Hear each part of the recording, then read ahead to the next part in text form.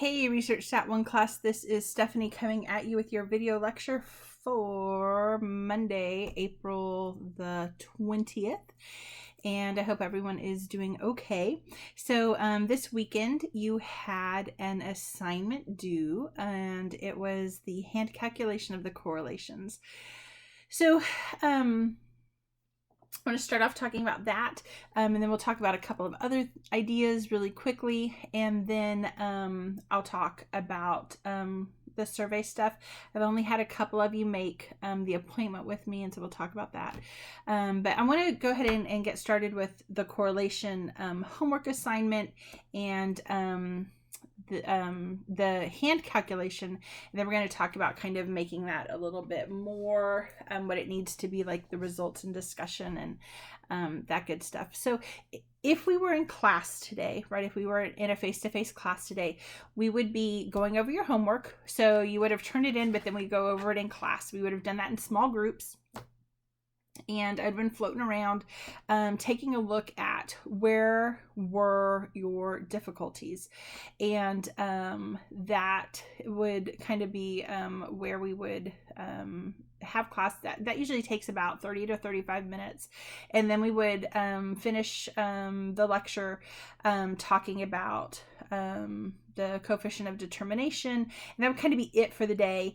And we would, coefficient of determination, we would talk really quickly about writing this up in APA format, and that would kind of be it for today. That would take like the whole 50 minutes. But I want to make sure that you guys are on the same page with me as far as the hand calculation goes. So we're going to go over the hand calculation today, and since I can't be with you floating around, you have until Tuesday night to email me with any questions about this correlation calculation. Then if we're doing good and I think everyone's on board, then we'll go forward and talk about how to put it into APA format, and that's what we're going to talk about on Wednesday. So let's get started with this hand calculation. So the question, right, the original question had to do with is it the case that if you eat more cheese, if you like cheese more, you have more cheese items in your refrigerator. And so we have data here, right, from 8 participants, and the x-axis is how much people like cheese, rated on a scale of 1 to 10, and y is the number of cheese items that they have in their refrigerator. Obviously my data is not here because I like cheese a 10. And I have like a million cheese items in my refrigerator. Like, it's actually crazy. I do count Velveeta as a cheese. It's delightful for nachos, you guys. So so your task here, right, was to do a bunch of stuff. So you were supposed to draw the scatter plot, right? And so I'll check those when I grade them. You guys should know how to do the scatter plots. We've talked about how to do the scatter plots.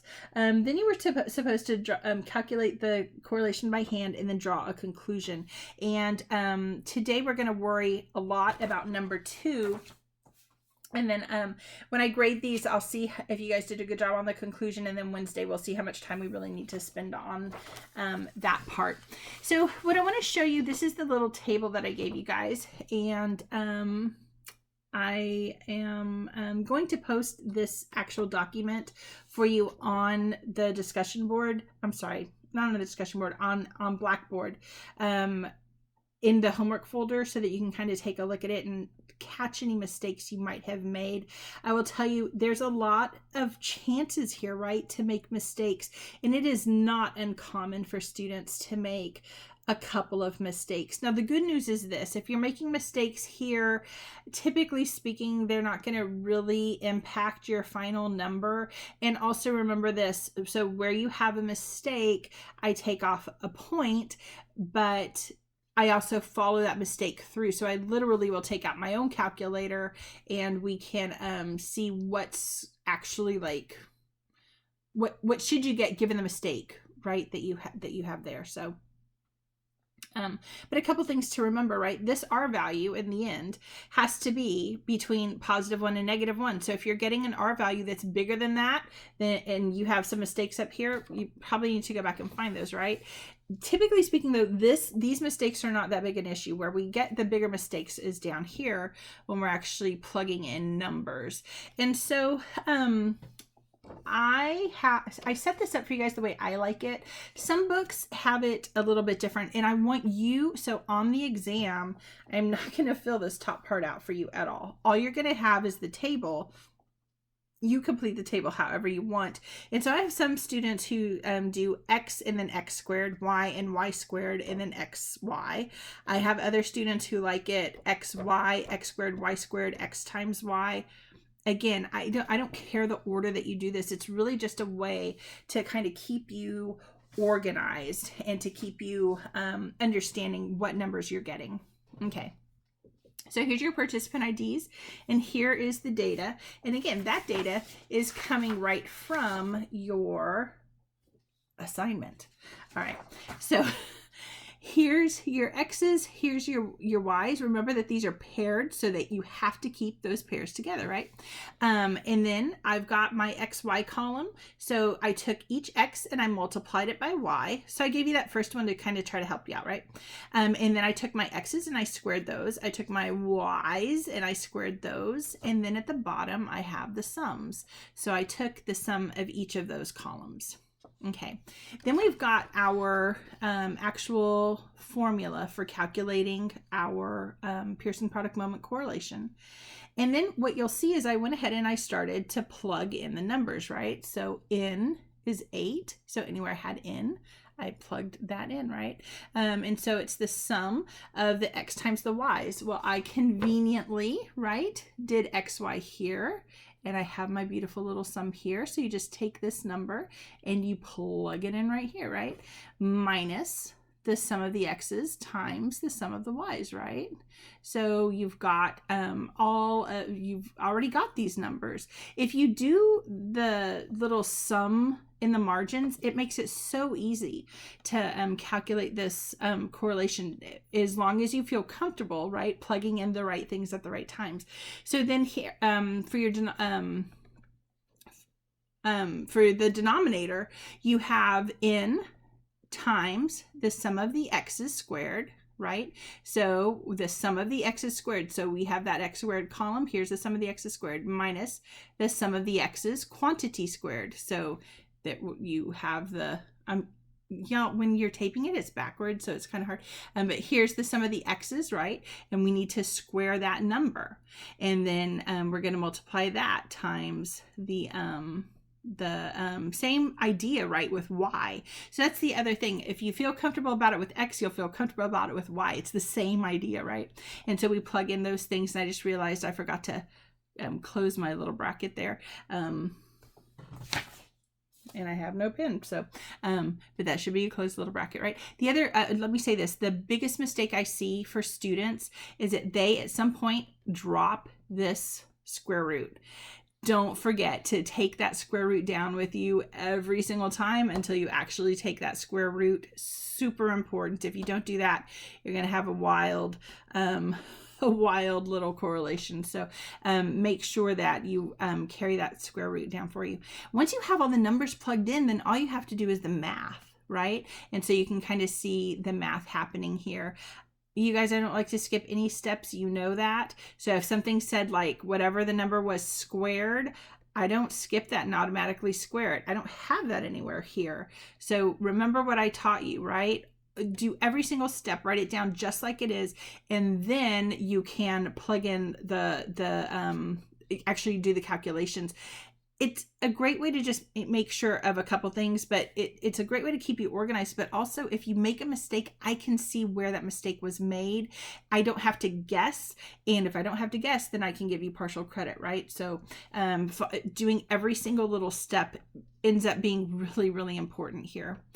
So anyway, I'm going to post this for you online so you can kind of check your own work. I, of course, am also going to check your work for you. So at the end, what you should have gotten is So R of XY, right, equals 0.475. For correlations, this is the one exception to the 2 decimal rule. I like to have it go to 3 decimals. And so try to do your correlations to 3 decimals. So we have the R value, right? If we're going to report this, right? Here's our R. And we'll talk about the degrees of freedom and how to do this in APA format next on our next lecture. But here's our R value. And so what I want to talk about today is kind of what some of this means and some things to kind of think about. And then we'll go back to this in just a second. So when we are calculating this R value, right, this Pearson product moment correlation with R, what does the R really mean? So your book has that table that I really can't stand. I told you guys, right, I hate that table. And I'm sorry for hating it, but I just do. That kind of gives you this general rule about, well, you know, if you have an R of this, that's small correlation. It's a small relationship. If you have it between this and this, it's moderate. And if you have it above this, it's a strong relationship. But again, those numbers are a little bizarre when you actually use them in the real world. And what we typically use is the significance. But you'll remember that we also have talked about things like effect sizes this semester. And so, you know, one of the things that we can think about is like how strong this relationship is in a couple of different ways. Like, what does this relationship really mean?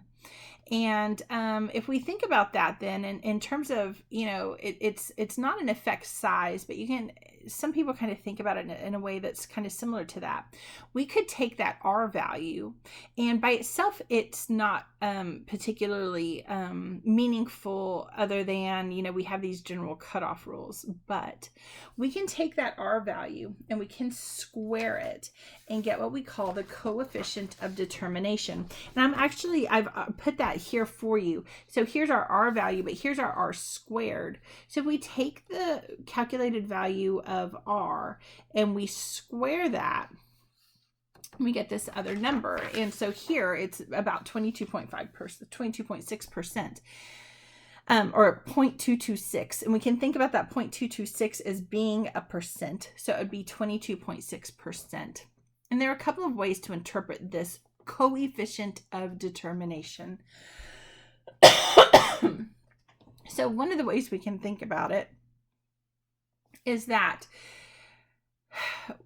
if you think about having like a chunk of a cookie and you take a bite of it, right? That variable, we're talking about how much you like cheese, right? Accounts for a certain percentage of the predictability of how many cheese items you're going to have in your refrigerator, right? So it kind of bites off that chunk of the cookie, right? That's the variability that we say, that's the variability that's accounted for. But think about this then, that's 22%, 22.6% of the variability is accounted for. So in other words, if I know how much you like cheese, I can predict with about 22% accuracy, like exactly how many cheese items you have in your fridge. But that means that there's like a lot of other stuff going on here, right? There's a lot of error in that because that means that, what is that? 78% of the variance is other stuff, other things that are affecting that.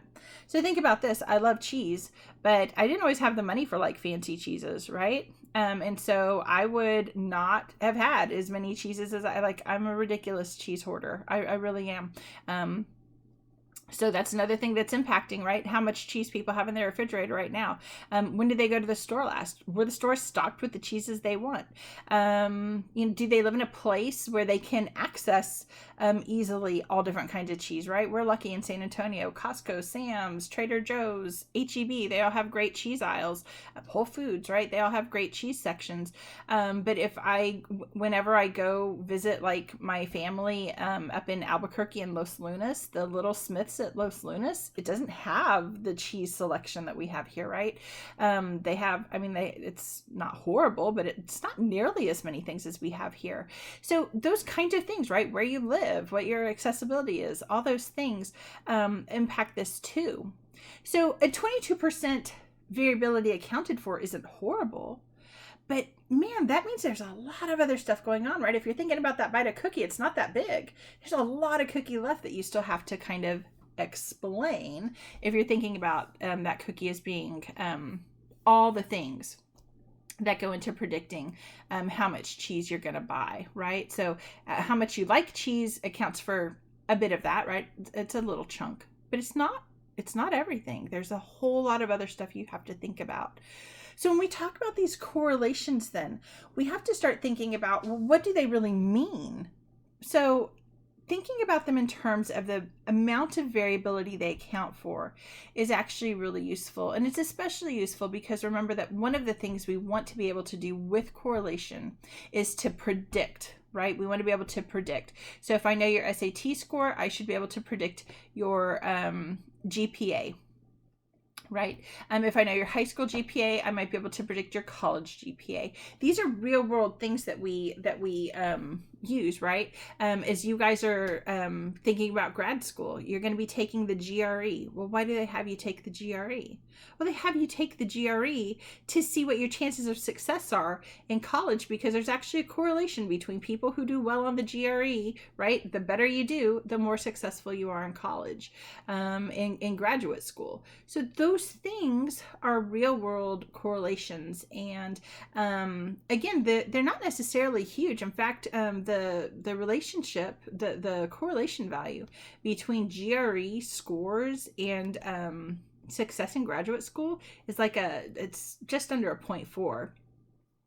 Which means that only about 15% of your graduate school success is predicted by your score on the GRE. But let me tell you what, that's better than nothing, right? It's better than no ability to predict with any certainty. So 15% will take it, right? But again, it's not particularly high.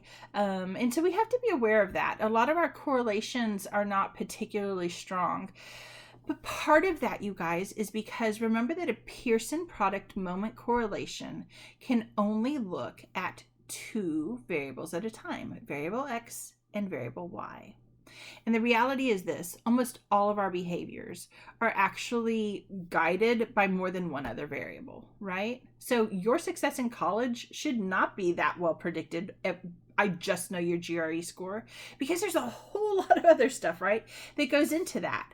Are you going to have to work your way through graduate school? Do you have a family? Do you have kids? Do you have support? Just even like emotional support? Are you prepared in other ways? Because the GRE does not necessarily tell us that you're academically, right, that you've gone through academic rigor. Do you test well? There's a million different things, right? Do you have excellent study habits? A million things, you guys, that go into that success in grad school. So we wouldn't expect the GRE to account for a ton of that unless the GRE was measuring a ton of those things, and it simply doesn't do that. So when we think about correlation, when we're really thinking about what it does, right, we should recognize that it's relatively limited, because it's looking at exactly one variable with exactly one other variable. And so when we get these kind of low correlations, 0.4s, 0.5s, and again, I know your book says a 0.5 is strong. That's why I don't like that. A strong correlation, according to your book, is a 0.5, that only accounts for 25% of the variance. That means that I've got 75% of other variance I need to think about and account for. That's an awful lot. So to me, I don't like those cutoffs. I like to think instead about what the coefficient of determination really is, what it really means, thinking about alternative variables that contribute to the same relationship. Those kind of things I think are really meaningful too. So, all right. I hope that's made some sense. If you have questions, I hope that you'll email me. And that brings us to our last thing that we need to discuss. So this Sunday, your survey is due, and I asked you last week to please contact me to make an appointment with me for this coming week, and only 2 of you have done that, so I'm pretty worried about that. And I know we've lost a couple people in the class just due to all this crazy stuff that's going on. You guys, I get it, and I know you're busy, but this survey project, if you look it up, it is a lot of points that still remain for you to complete.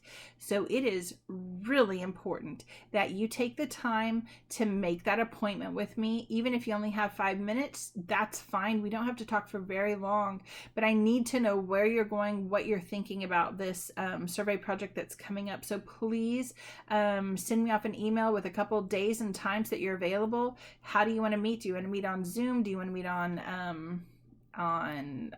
FaceTime? Do you want to meet just talking over the phone, or just even through email? But so we don't even have to like have contact if your life is so crazy that you don't have time for that. You let me know, but we've got to get you on track because this is a lot of points coming up, and I just want to make sure that you guys are doing okay with it. Okay.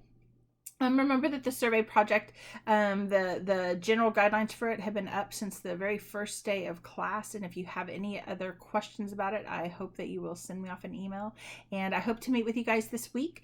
That is it for today. So on Tuesday, I'm going to post, actually, no, on Monday, but later Monday. So hopefully you'll watch this video like you're supposed to for class time. And then I have another video that I'm going to share with you guys about how to do some of this correlation stuff on Excel. And then I have another one about how to do some of this stuff on SPSS, because one of the things that we would be working on this week is data analysis, and we'd be introducing some of this correlation stuff in SPSS and Excel. So there's a couple of really good examples of how to do that. I know that some of you guys have SPSS, like a trial. You've seen that. If you don't have that, I don't necessarily recommend doing that for this. I always say save that trial for like when you're in grad school. I wouldn't waste it on this class, but that's up to you if you want to. I know that, just so you guys know, we've all of us instructors have been talking about some of the difficulties that you guys are going to have going into research too. And I know some of you guys are worried about it, and I know that I've already shared this with a couple of you, but we are very aware that some of you guys won't have any kind of access to SPSS. You're not comfortable going on campus. We don't blame you. We're all trying to protect ourselves right now. I get that. But what's going to happen next semester? So all of the Research 2 professors are aware of these concerns, and they have the same concerns. So we are going to put a little bit extra into teaching you guys some of this hands-on SPSS stuff at the beginning of the semester for Research 2. So don't worry too much about it, but I still want you to watch it, because you and I are going to talk about SPSS and how to interpret some of the findings coming up at on Friday, and then again on next Monday. So you do need to know kind of how to do that. The other thing that I'm going to have you guys watch is how to do the correlations in Excel. It's really simple. We've seen Excel this year a little bit. I know we didn't get a whole lot of time to do very much in Excel. Again, your Research 2 professors are aware that we're all in different places in terms of how much you've actually gotten on the computers. Most of you probably have Excel. If you have the Microsoft Office suite, you have Excel. And so I'm hoping that you'll practice with the homework in Excel. It's not too hard, and I'm going to put some information about that for you guys up as well on Monday afternoon. But if you get brave and you want to try it yourself, you can. I also will be posting a video to kind of guide you along with that. Okay? All right. I will talk to you guys on Wednesday again, or before that if you're one of the people that I have a appointment with on tomorrow. I look forward to talking to you. And if you are one of the 9 people who have not contacted me yet about making an appointment, please do that as soon as possible. All right, guys. I'll talk to you later. Bye.